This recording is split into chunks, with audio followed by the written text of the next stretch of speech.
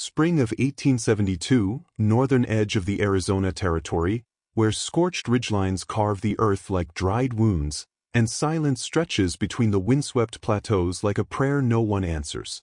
The dust has a taste to it, not just grit and heat, but old grief.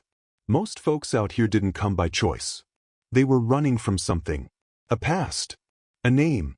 Or even themselves. The town of Las Piedras slumped against the cliffs like it had been dropped there and never finished being built. 2 saloons, 1 blacksmith, a chapel that hadn't heard of him in years, and 23 souls still stubborn enough to call it home. If you walked slow enough, you could hear the floorboards of the town creak in protest beneath every footstep, as if the land wanted the people gone and the desert reclaimed. That was where he came back. No one recognized him at first. Not the barkeep wiping glasses at the bitter horn. Not the blacksmith who'd once cuffed him upside the head for stealing horseshoes as a boy. Not even old Reverend Ames, who'd baptized him under the name Jameson Wren, though the man no longer used it. Now, folks who met him knew him only as Crow. A name whispered rather than spoken, like it carried something sharp inside. He rode in on a black Mustang, tall and lean, with a rifle slung low and a bandolier wrapped across a weathered canvas coat. Scars marked his hands. His eyes were darker than the sky before rain, unreadable, unflinching. A stranger, except for the way he slowed at the edge of town, eyes drifting across the familiar porch rails and cracked windows. Something in him remembered. Maybe not fondly, but sharply. Years had passed since he'd left, 18, to be exact. He'd been barely 15, half wild, half starved, and all fury. They said he disappeared after the raid that burned half the settlement to the ground. The papers called it a border skirmish, but those who lived through it knew better.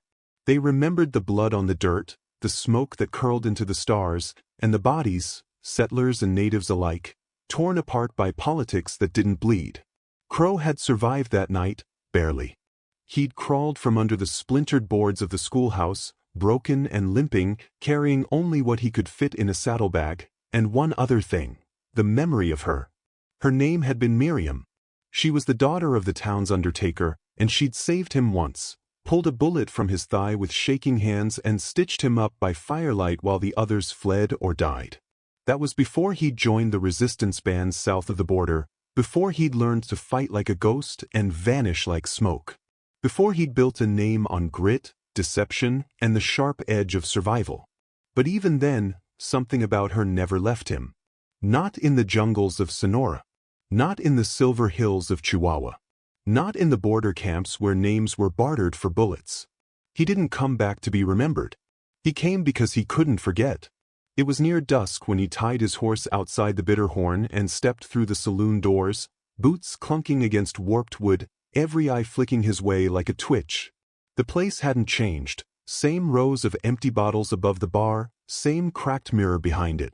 The piano sat untouched, a long dead wasp nest clinging to one of its legs. "Whiskey," he said. The barkeep, a gaunt man with graying sideburns, set the glass down slow, like trying to remember a man who looked like this. "You from round here?" "Long time ago," Crow answered, sipping. No one spoke. Not directly. But whispers moved. They always did in small towns. A stranger with warrior eyes and skin tanned by more than sun. A quiet accent, half forgotten, stitched with old tribal tones. One of them maybe. Or used to be. He waited. Not for trouble, though he expected it, but for a sign. He watched the people. He always had. Back when he was a boy digging for scraps behind the dry goods store, he learned early, people told you more in silence than speech. Fear had a language all its own. She wasn't there. Not yet. Not in the saloon. But her shadow felt near. The way a name you haven't heard in years still makes your chest tight when someone says it just right. It was the boy that gave him the first clue, maybe 9 or 10 years old, tugging at a woman's skirt outside the trading post. Brown hair, bright eyes, and a face so familiar it cracked something in Crow's chest. The resemblance was uncanny. He stepped outside, trailing behind the pair at a distance. He didn't speak. Not yet. The woman turned once to shush the child, and for a flicker of a second, their eyes met. Miriam. Older now, of course. softer around the edges, but only just. Her expression hardened the moment she saw him, like a shutter slamming against wind. She grabbed the boy's hand and walked faster. He didn't follow. Not then. He returned to his room above the saloon, poured another drink, and sat in silence until the oil lamp guttered. The ghosts had waited nearly 2 decades. They could wait one more night. But in the quiet he felt it. Something was coming. A reckoning. A return. Not just to the town, but to a promise he never broke, though time and distance had tried. And in his coat pocket, wrapped in a worn scrap of linen, was the thing that had brought him back. A small silver hairpin, bent at the tip. The last thing she ever gave him. The air in Las Piedras didn't change much, but the people did. Word spread faster than wind on open prairie. By the following morning, the saloon was filled with sidelong glances and quieter than usual conversations. No one said Crow's name out loud, not because they remembered it, but because they didn't know what it might mean to say it. In towns like this, strangers were never just strangers. They were warnings. He didn't wear his guns like someone eager to draw, but that made him more dangerous. It was in the way he leaned back in the corner booth, eyes half-lidded but never really resting. The way he handled his whiskey without ever seeming drunk. The barkeep noticed. So did the town banker, a man named Calvin Rusk, whose tidy vests and clean nails betrayed no real use for labor, just money. And money made him nervous. Because 3 days after Crow rode into town, he made a move that no one expected. He bought the old Delgado claim. Now, most had forgotten it even existed. The Delgado family had perished in the same fires that marked Crow's departure long ago. The mine had been condemned after the first blast left a sinkhole big enough to swallow 3 wagons. But Crow bought it anyway, in cash, with gold coins and trade bonds signed in Durango, backed by names that didn't speak English. It wasn't the purchase itself that made people twitch. It was what it suggested. He knew something, or thought he did. Calvin Rusk paid a visit not long after. He arrived at dusk, gloves tucked under one arm, mustache neatly waxed, smile thin as barbed wire. Crow didn't offer a chair. Just poured himself a drink and let the banker do the talking. Not often someone shows up out of nowhere and buys a ghost mine, Rusk said. Word is you paid above asking. That's bold for a man no one knows. Crow sipped. Maybe no one here. And yet, here's where you spent. Crow didn't smile. Some ghosts belong to the land. You pay respect. That made Rusk pause. Then lean in, voice softening like a snake coiling. Now I've lived here long enough to know when a man's either hunting treasure or hiding sin. So tell me, Mr. Crow, which one are you? Crow didn't blink. Both. Rusk left after that, but not before reminding him that Las Piedras had a certain order, and that outsiders never quite learned how to live inside it. That night, Crow walked the perimeter of the mine under moonlight. He crouched near a rusted hatch embedded into the rock. Beneath layers of dirt and neglect, the mine's ledger told a different story than the town believed. A misplaced decimal, a vein not followed, and an unfiled withdrawal slip, from a date after the mine was supposedly sealed. He wasn't just gambling on legend. He had proof. Not enough to show, but enough to know. The next morning he started working the claim. Alone at first. Just clearing brush, testing the soil, mapping the angles. But it drew attention. People began loitering near the ridge. Some with curiosity, others with hunger. One of them was a wiry man named Silas Boone, former rifleman, current hired fist, and widely known to be Rusk's shadow. He approached Crow by the second week, chewing on a stick of jerky and watching like a hawk. You dig real polite, Silas said, tipping his hat. Makes a man wonder if you're mining silver or secrets. Crow didn't stop swinging his pickaxe. Both got value. Some folks might think you're stirring up what ought to stay buried. Crow looked him dead in the eye. Some folks ought to mine their own graves. It wasn't long before things started to go wrong. First, someone cut the reins on Crow's Mustang, an obvious warning. Then the rope and pulley rig snapped clean while he was inside the shaft. He landed hard, bruised his ribs, but climbed out without a word to anyone. The message was clear. He was being watched, tested. But he didn't flinch. Instead, he doubled down. Hired 2 workers out of Tucson, men who didn't ask questions and knew how to hold shovels and rifles both. Paid in coin, not credit. He bought up supplies in bulk, opened an account at the blacksmith's, and wired for equipment that wouldn't arrive for weeks. The town began to split in opinion. Some were drawn to the possibility of revival. Others feared what Crow's presence meant: old blood, old vengeance, old truths. And then there was Miriam. She didn't speak to him, not directly. But he caught her watching from across the marketplace, or lingering at the edge of the chapel when he walked by. She hadn't left town, not like he expected. She had the boy, her son no doubt, and a quiet dignity about her that hadn't faded in the dust. One night, just after sundown, he saw her outside the dry goods store. She dropped a sack of flour. Before she could bend to pick it up, he stepped forward and gathered it for her. Their hands brushed. She froze. He handed it over.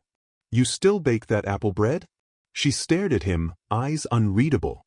"I still bury people who ask too many questions." Then she turned and walked away, leaving him standing alone in the amber glow of the oil lamps.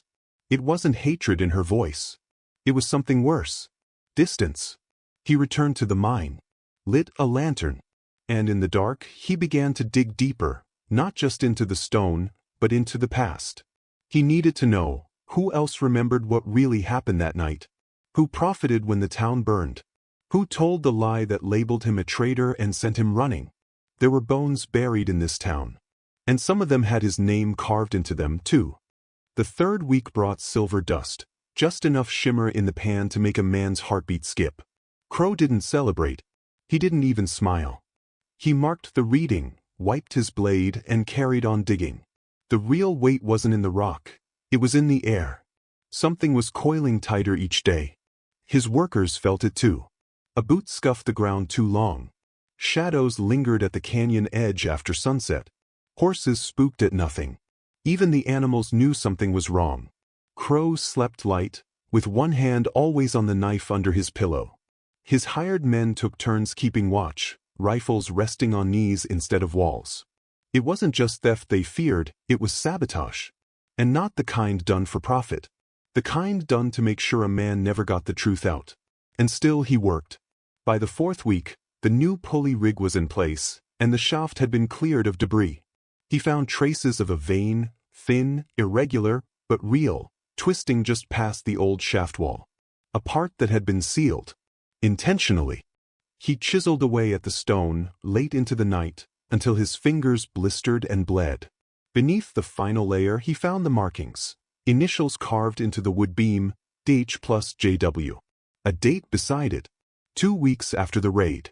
He remembered the names. Delphine Hargrove. Jeremiah Wilkes.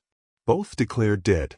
But someone had come back even after the fire and worked this mine in secret. Which meant someone else had lied. Covered it up. Profited. And Crow had a damn good idea who. But names weren't enough. In towns like Las Piedras, justice didn't ride on truth. It rode on fear and reputation. And he didn't have either yet.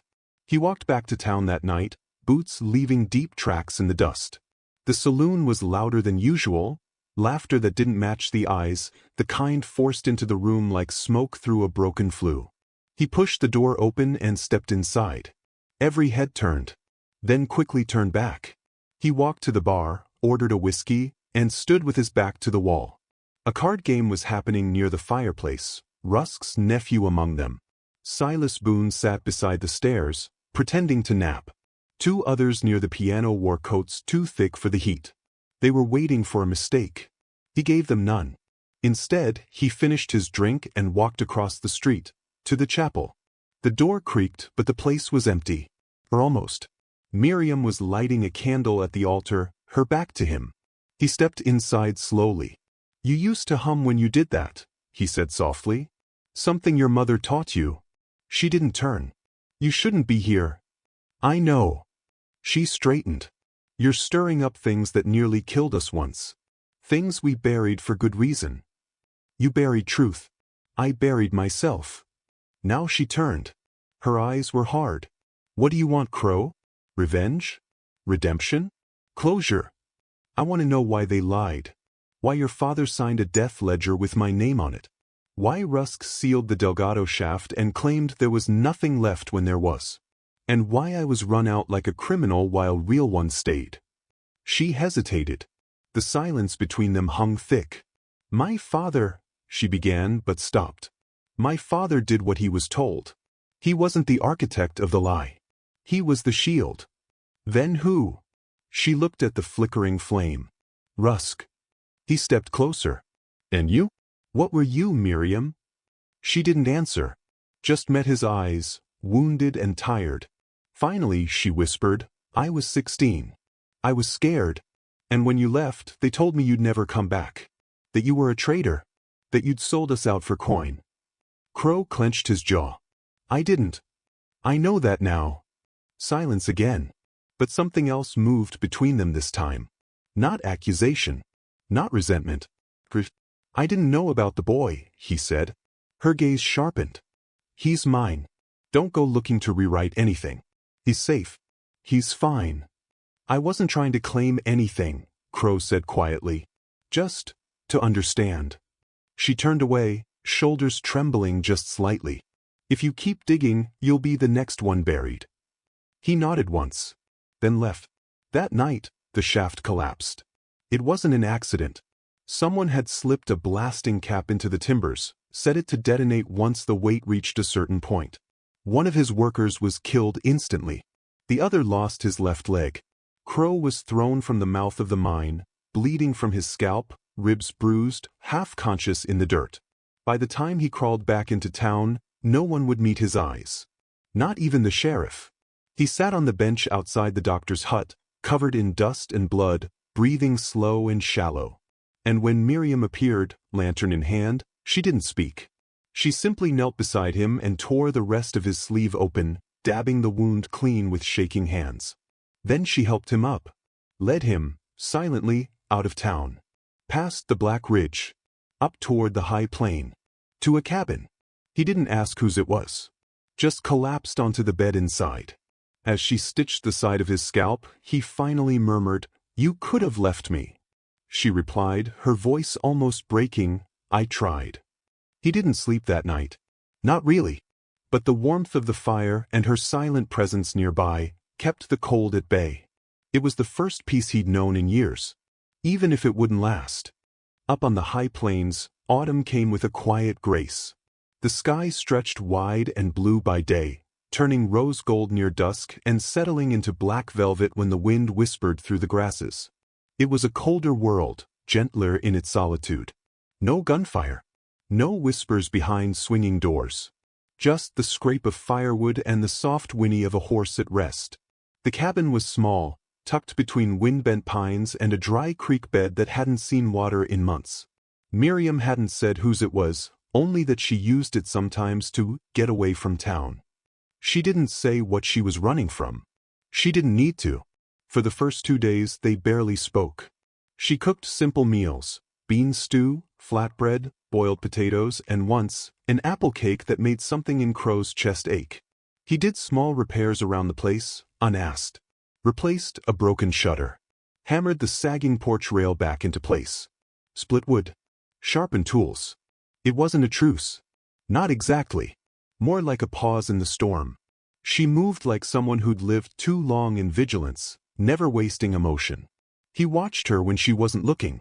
Studied the way her eyes scanned the horizon before stepping outside, or how she folded her son's shirt with the care of a woman who'd lost too many things too easily. Once, he caught her standing alone by the edge of the trees, staring out at the hills with something fragile in her face. A memory, perhaps, or regret. He wanted to ask, but didn't. Instead, on the third night as the fire crackled low and she sat stitching a tear in her shawl, he said, You never told me his name. She paused. Then, quietly, Daniel. He let the name sit in the silence between them. He's a good boy, she added. Kind. Smarter than I ever was. He looks like you. She didn't answer. He shifted forward, elbows on his knees, watching the flames. I always figured I'd die before I ever saw you again. And now? I don't know. Part of me wonders if I already did, and this is what comes after. She gave a soft, bitter chuckle. This? This is what comes before more trouble. He nodded. The next morning, he woke early. The wound at his temple had scabbed over, still sore, but manageable.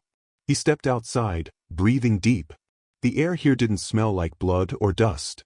Just pine and cold. She joined him a little while later, handing him a mug of black coffee. "You've changed," she said without preamble. "So have you. I used to think about you," she said. "A lot. Wondered if you died. Or if you joined the men who hated us. Then I hated myself for wondering." "I thought about you too," he said, turning toward her. "And every time I got close to peace, something about your face would pull me back." She didn't flinch, but he saw her swallow hard. He reached into his coat, pulled something from an inner pocket. Held it out. The hairpin. Bent, tarnished, still wrapped in the linen he'd kept it in all those years. Her hand trembled slightly as she took it. Her fingers brushed his. "I didn't think you'd kept it," she said, voice almost a whisper. "It was all I had of home." She stared at it for a long time. Then said, "I used to wear this when I visited the graves. Your sisters. The others. After the raid." "I never knew," he said. "No one did. I waited until dark." The silence afterward wasn't awkward. Just full. Heavy with what hadn't been said. That afternoon, they walked the ridge together. He showed her a dry canyon he thought might once have been a riverbed.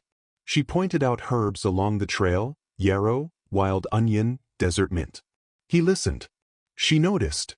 And slowly, like cracks in stone letting in a little light, they began to speak more. Not about the town. Not about Rusk or the mine or the blood still wet in memory. But about Daniel. About his drawings, his love of stars, how he always tried to repair things even when they weren't broken. "He's stubborn," she said. "Wonder where he gets that from," Crow replied, with the hint of a smile. That night, the wind howled against the cabin walls, and she lit 2 lanterns instead of 1. When the flame flickered, he thought about how close they'd come to losing this, not just each other, but the small space between them now filled with something that felt possible. She poured him tea. Not whiskey. Said it helped her sleep. He took it, nodded thanks. And before she went to bed, she paused in the doorway and said, "I don't know what's coming, Crow. I don't know if this," she gestured gently between them, "can survive the world we live in." He met her eyes. "Then we don't live in it. We make another." She left the room without reply. But she left the door open behind her.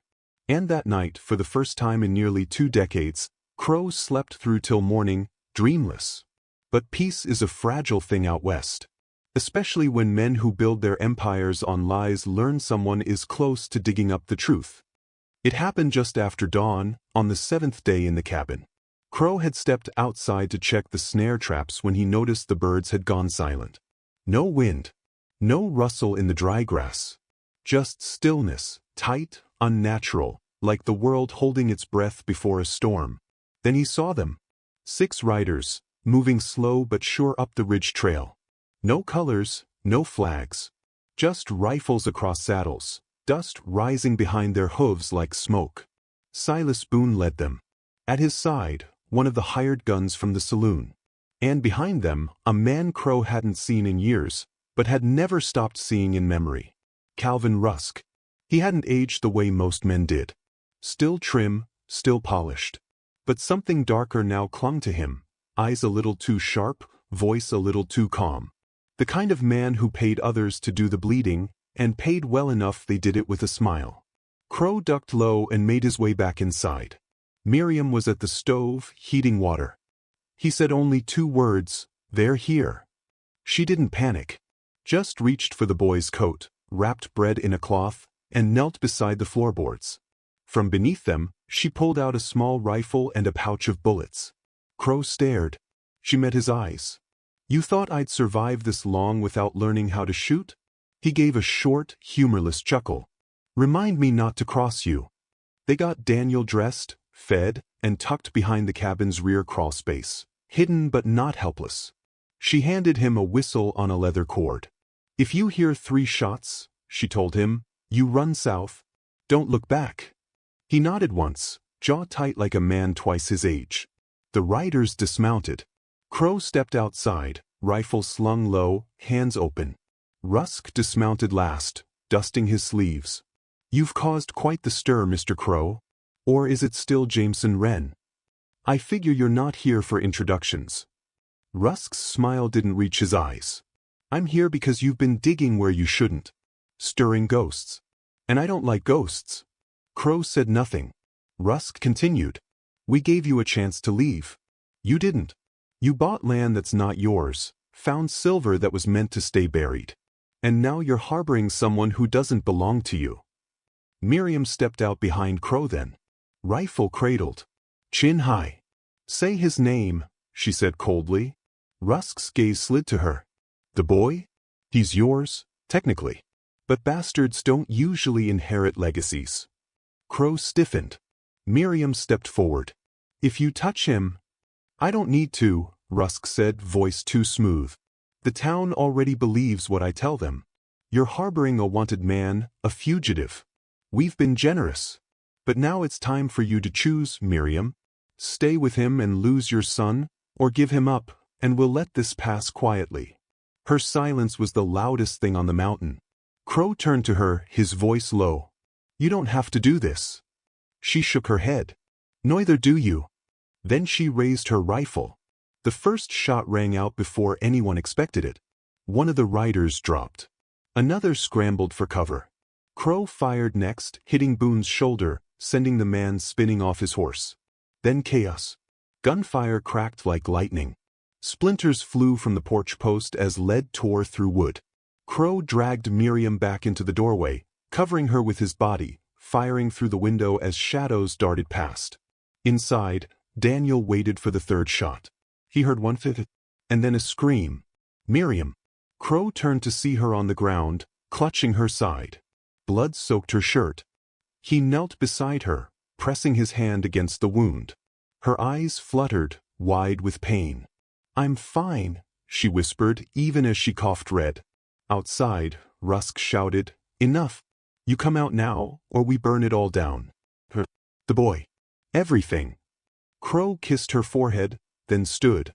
He walked out, hands empty, blood drying on his knuckles. Rusk stepped forward, smug.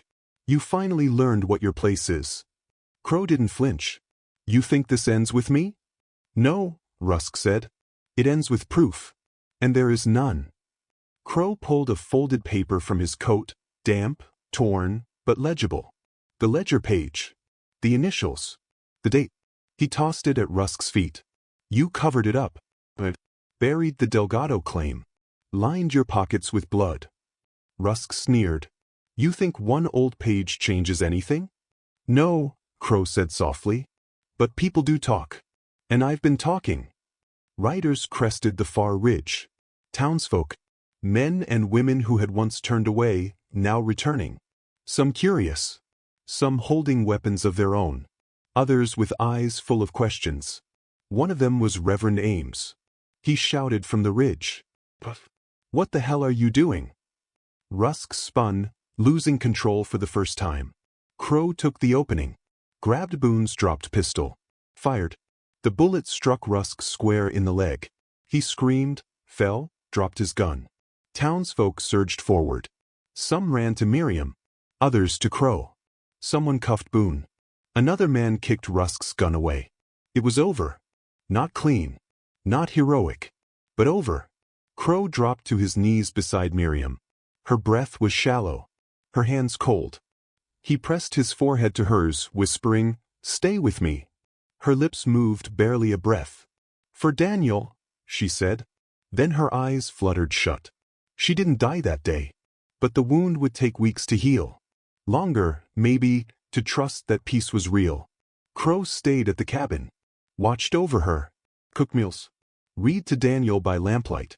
And each day more townsfolk came. To listen. To ask. To reckon with the lies they'd let grow roots. Rusk was taken away, his legacy in ruins. But Crow wasn't interested in revenge anymore. He sat beside her bed each night, holding her hand. He wasn't chasing ghosts now.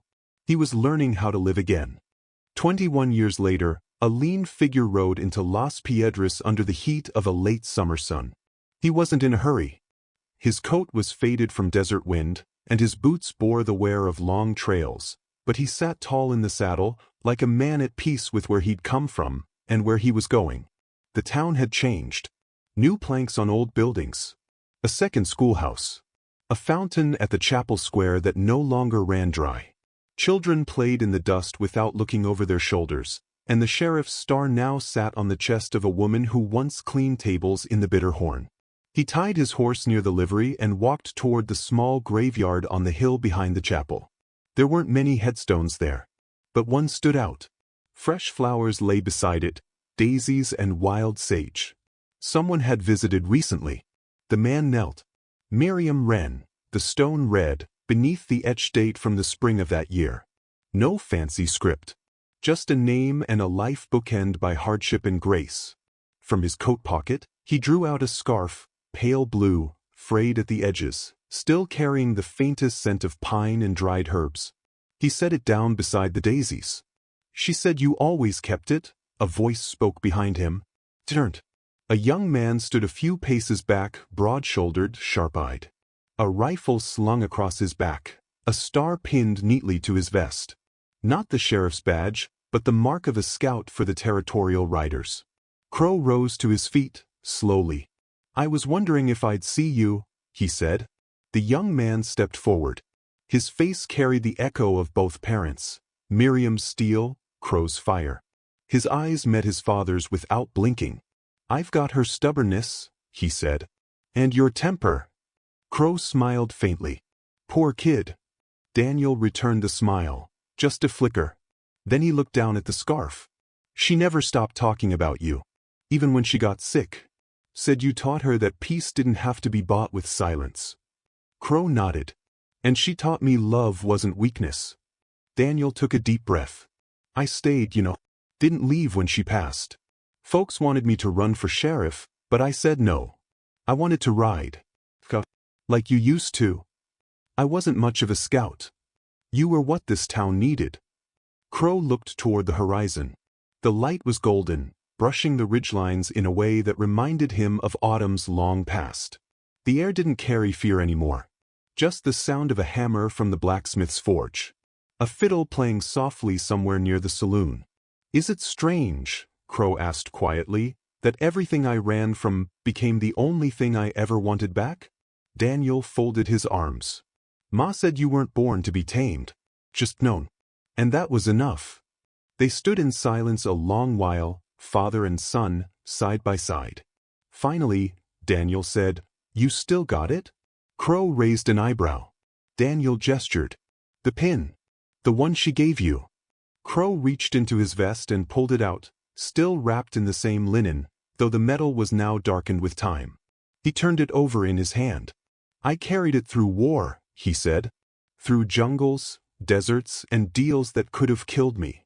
But this little bent thing, it kept me human." Daniel nodded. "She knew it would." Crow exhaled slowly. "I was a ghost when I came back to this town. And she brought me home." Daniel stepped forward, reaching into his own coat, pulling out a folded letter. "She wrote this. Before the end. Told me not to open it until I saw you again." Crow's hands trembled as he took it. The writing was hers, slanted, gentle, with a strength that never faltered even in the face of dying. He opened it. "My love, if you're reading this, it means you came back. I never doubted you would. You were always chasing something more than silver or justice. You were chasing the part of yourself they tried to take. Thank you for coming home.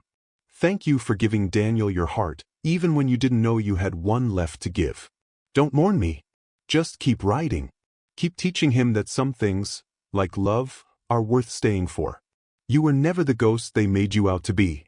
You were the fire that survived them all." He folded the letter carefully, slipped it back into his coat.